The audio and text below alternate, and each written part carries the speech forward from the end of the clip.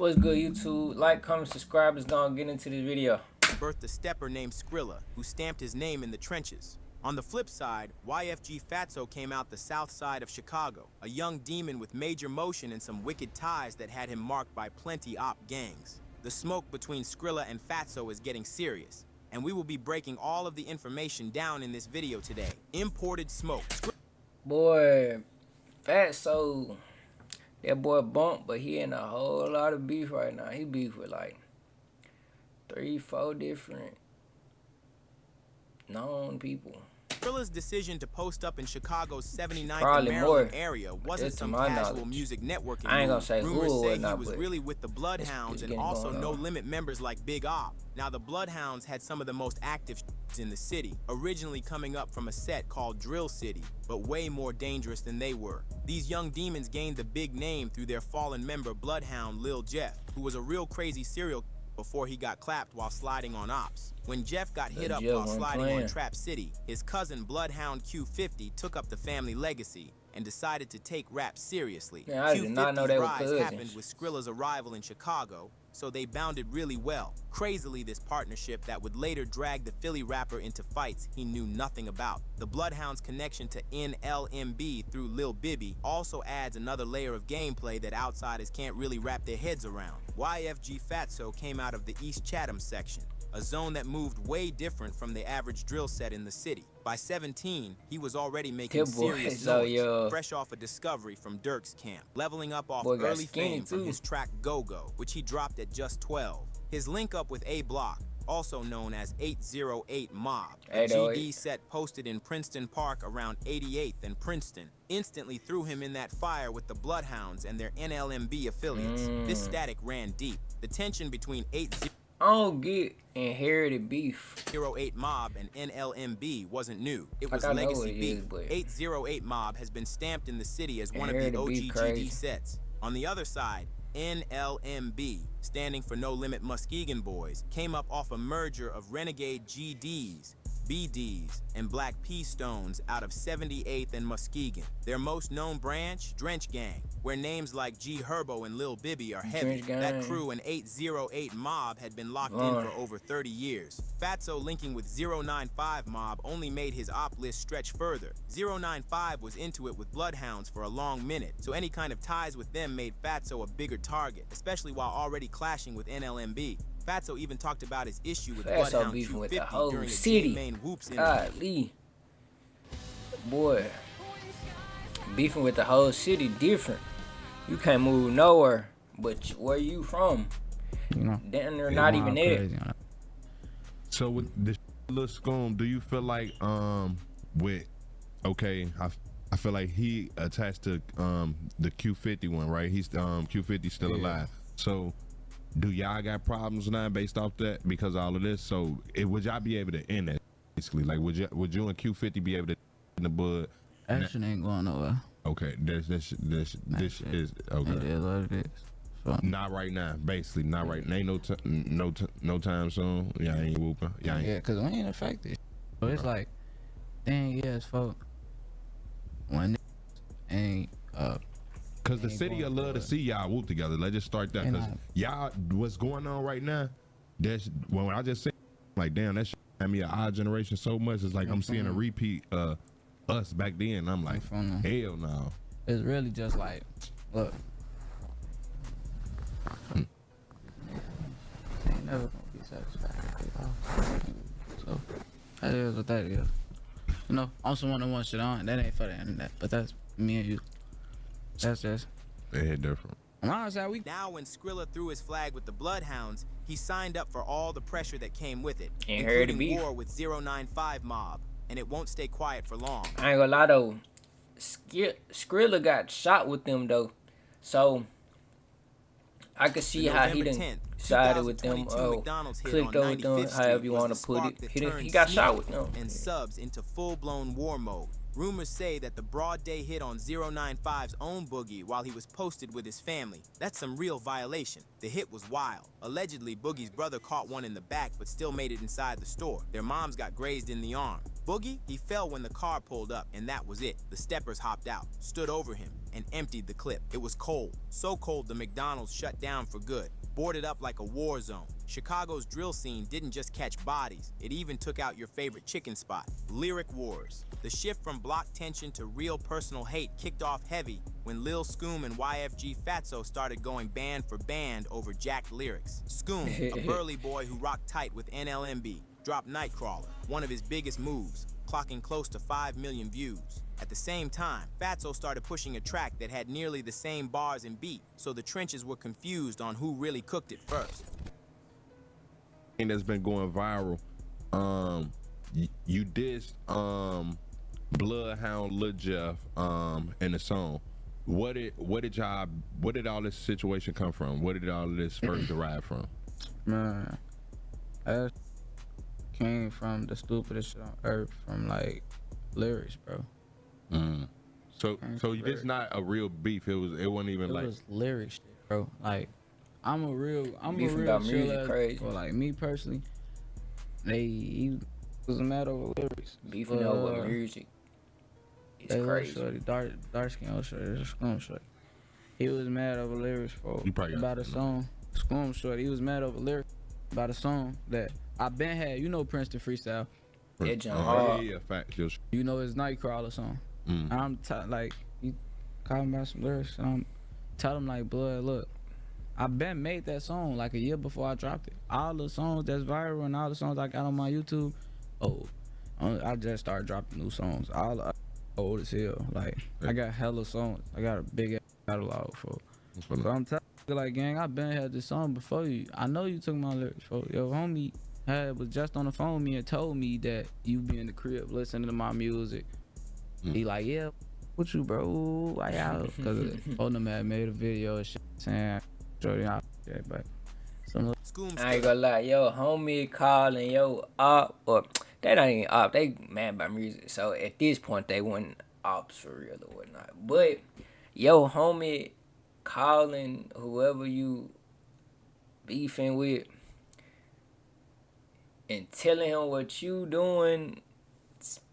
Said he owned it since his clips came out before Fatso's. Fatso clapped back, claiming he had the joint already, and Scoom must have caught a leak and ran with it. The pressure turned up when Scoom dropped Boss Man Remix, a straight-on diss at Fatso that Bloodhound Lil Jeff even stamped on live. Scoom aired him out as a fake who wasn't on no real timing and needed to stay in his lane, stepping clean past rap into full-blown disrespect. Now, with Fatso being seen as a young top-tier talent with serious motion, the accusations hit way harder. It painted him as a clout artist stealing his sound instead of being original. Meanwhile, Scoom's status as an NLMB affiliate made every diss sound like it was coming from a full squad, not just one voice. Scoom on July 8, 2024, near 89th, and Langley took one side off the board, but sent the other side into full get-back mode. The real story ain't what been floating around about some female setup. That was straight cap that had the streets buzzing with false narratives. The truth is, Lil Scoom got caught up in some deadly smoke during the holiday weekend. News reported that the 18-year-old drill rapper got struck during a shooting at the intersection of East 89th Street and Langley Avenue on Sunday night. Police found Shorty laid out on the ground with 2 gunshot wounds in his chest, and despite getting rushed to University of Chicago Hospital, he couldn't pull through. The real circumstances was way different from them backdoor rumors that went viral. Police received reports of 2 separate shootings involving Scoom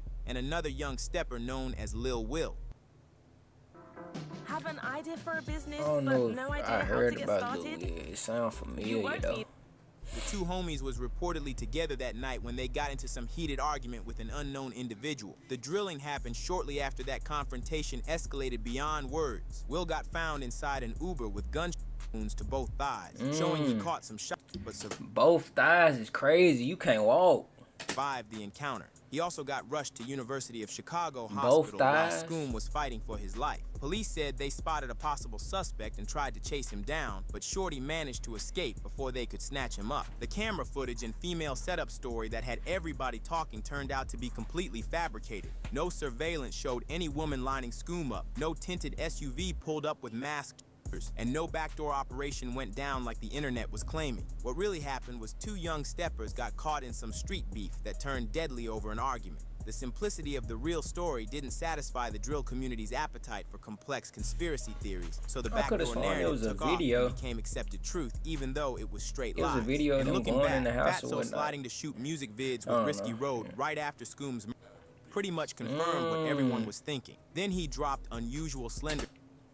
Dropping a video after the person you beefing with got murdered. 3.0 that same day. A disrespect-heavy diss aimed at the no sugarcoat, just pressure. Mass casualties.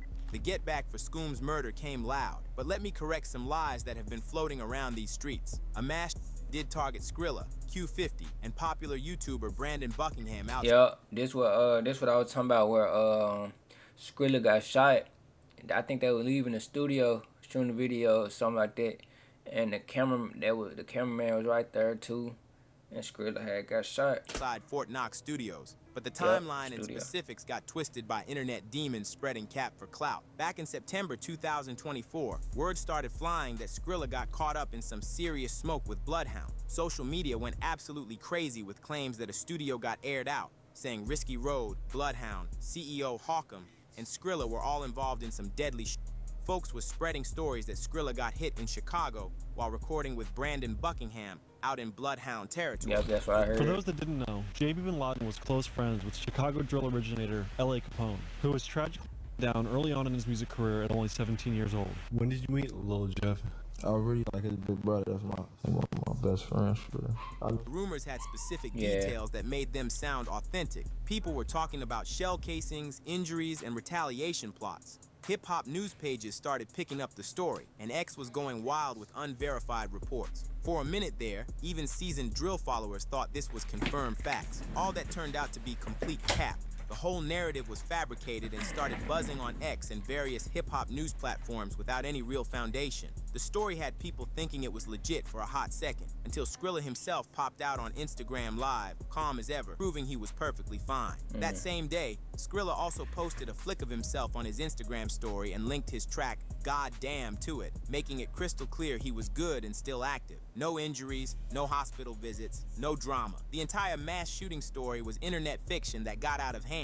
The next body was 95-member Drills, who tried sliding on the Bloodbath zone and paid the price. Bloodbath, known for riding with rapper Chucky, had been poking at 095 Mob for a while, and Drills finally tried to answer with guns. But the move flopped. Bloodbath had eyes on it, played defense, and turned the tables. Drills got left there, his ops clowning him online, calling him a rookie who didn't know how to execute, just another name added to the dirt. Then came the shootout that shook the whole city, the mass hit at NLMB Mellow Bucks' album release party. That one was carnage. 4 people dropped, 14 more got hit when the crowd outside Artist Lounge.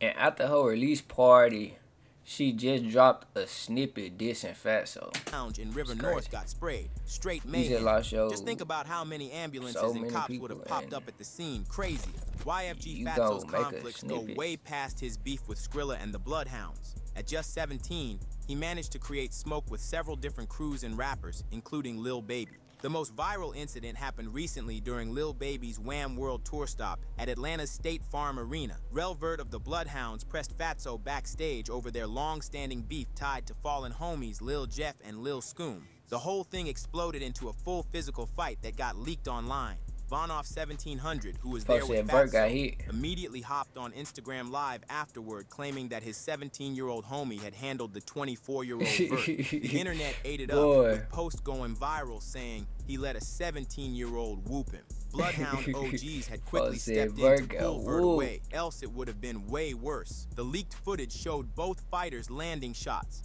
but Vonoff's comments framed it as a victory for Fatso. Vert and Q50 fought over this story, defending their man's name online. Of course, it made everyone argue about who really won and whether the age gap made it more embarrassing for Vert. Fatso held on the moment by calling Vert a grown goofy and telling him to keep it in the trenches. Some say this as standing on business, while others saw it as ducking future public media. A real teenager. Not a 19-year-old. Fights also went beyond the Bloodhounds to include members of Bloodbath, affiliated with rapper Chucky. They repeatedly call him out for trolling females and civilians rather than addressing real street issues. The whole case shows just how Fatso's social media moves were. Bro, Fatso beefing with the whole city is creating enemies crazy, for bro. him across multiple gangs. Point of No Return, the artist restaurant and lounge hit, showed clear as day how this beef leveled up from back and forth to all-out war that could spark anywhere, anytime. Mellow Bucks' album release party wasn't packed with hitters or steppers, just regular fans, people who pulled up for the music, not the madness. But that didn't matter. CCTV caught a dark ride circling the block multiple times before rang out, meaning the drill was scoped out ahead of time. They were watching movements, plotting every angle. Heard a lot of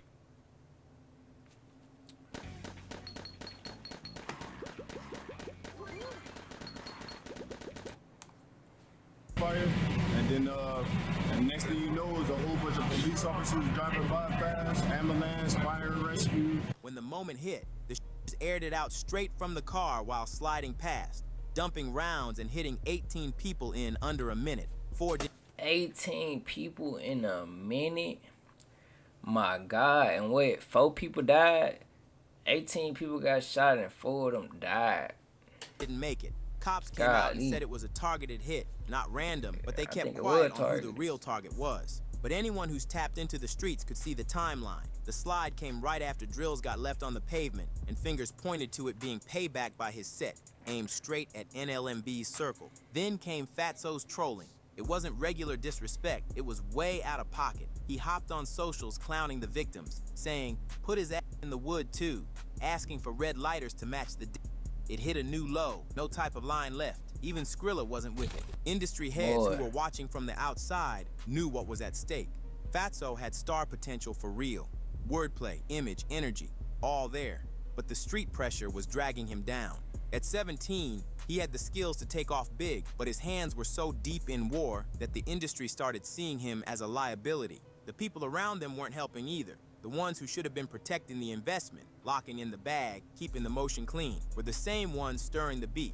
Street-minded folks behind both artists saw the music as a bank, pushing the rappers to crash out while they pocketed whatever came from the mess. Instead of pulling them out the flames, they kept throwing gas on the fire. The way this war was playing out had clear reflections. Just look at how 6ix9ine crashed out with Treyway, Young Thug's name getting wrapped in that YSL mess, and Dirk constantly ducking indictments tied to OTF motion. All these stories show what happens when you try mixing real money with real smoke. In the end, the streets don't let you keep both. No doubt the feds were circling both Skrilla and Fatso's camps. Agents were stacking evidence off every IG live, every bar, every comment section, watching it all like surveillance footage. Mass linked to rappers had brought that kind of federal heat that shuts down whole cliques. They weren't moving blind. They were building full-blown RICO plays in silence. Every diss, every post, every live stream was being stacked like ammo for court dates. What made it sad was that both Skrilla and Fatso had enough raw talent to make it out of the mud for real, but they couldn't. I'm confused on why he keeps saying wood, bro. These folks is still alive and rapping and with their labels and all types. Like, why you keep saying woods? Skrilla surviving that Fort Knox hit should have been the sign to lock in on the bag, not spin back. And Fatso catching label looks at just 17 should have been his green light to leave the streets behind. But instead of bouncing, they kept spinning. The age piece made it worse. Fatso was only 17, young, head still forming, and already caught up in murder plots and federal scope. They were both throwing away futures over beefs they didn't even start. Hand-me-down wars passed from older heads. Add in lean, pills, PTSD, and peer pressure. And you got a mix where thinking smart just wasn't on the radar. They were moving off emotion, pride, and pain, nothing else. Meanwhile, the whole world was watching.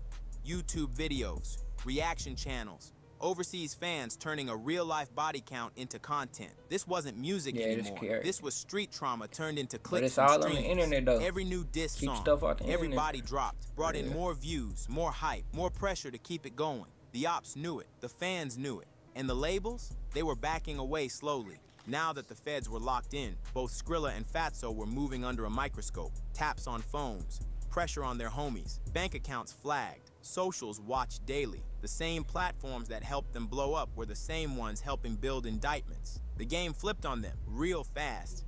The war had racked up so many bodies that the city couldn't ignore it anymore. Mass shootings, setups, retaliation drills. It had civilians ducking places that used to be safe zones. The artist lounge proved it. Regular people got caught up in a beef they didn't even know existed, and the streets didn't blink. The Folks real not trying to go problem, to neither Chicago. Skrilla nor Fatso could separate the street from the stage. They let pride bleed into the music. Labels weren't trying to sign heat magnets. No one wanted to invest in artists Bro, tied them to boys bodies and is feds. signed. The authenticity Boys that made their paid. bars hit hard was also what made them look too dangerous to touch. The cycle was endless. One hit led to another. One diss brought more blood.